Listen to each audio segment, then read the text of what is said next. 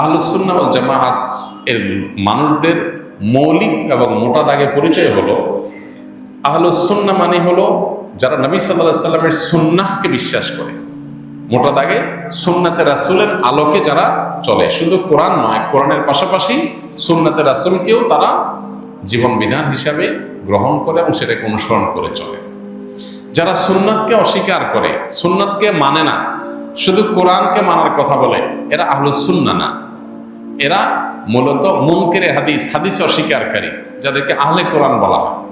এটা একটা ভ্রান্ত ফিরকা এবং কোনো কোনো ক্ষেত্রে এই যে সুন্নাতের প্রতি অবজ্ঞা, সুন্নতকে বর্জন করা, এটা আমাদের সমাজে দিন দিন এত বেশি বেড়ে চলেছে যে এইটা আমাদের অনেককে আধুনিক ইসলাম চর্চার নাম দিয়ে ভয়ঙ্কর একটা জায়গায় নিয়ে যাচ্ছে। এটা সুস্পষ্টভাবে ঈমান থেকে খারিজ করে দেয় মানুষকে। যদি কেউ সুন্নতে রাসূলকে এর প্রামাণ্যতাকে অস্বীকার করে, সে মুসলমানই থাকে না। খুব ভয়াবহ একটা ব্যাপার।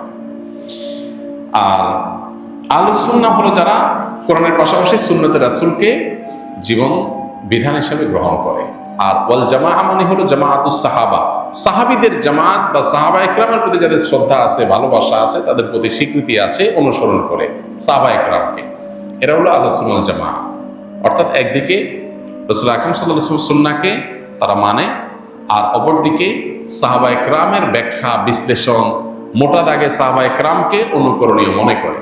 হ্যাঁ, ইন্ডিভিজুয়ালি ব্যক্তিগতভাবে কোনো ব্যক্তি সাহাবীর কোনো ভুল হতে পারে, কিন্তু মোটা দাগে মৌলিকভাবে সাহাবায়ে কেরাম তারা কোরআন হাদিসের ব্যাখ্যার জন্য সবচেয়ে উপযুক্ত ব্যক্তি এবং তাদেরকে অনুসরণ করে। সেক্ষেত্রে এটা হলো আহলুস সুন্নাহ ওয়াল জামাআতের পরিচয় মোটা দাগে। এর বাইরে আসল জামাতের বৈশিষ্ট্য, তাদের আলামত, তাদের বিশ্বাস বিস্তারিত, এগুলো নিয়ে অনেক ছোট বড় বই পুস্তক লেখা আছে বিস্তারিত, সেগুলোতে আমরা দেখে নিতে পারবো ইনশাআল্লাহ।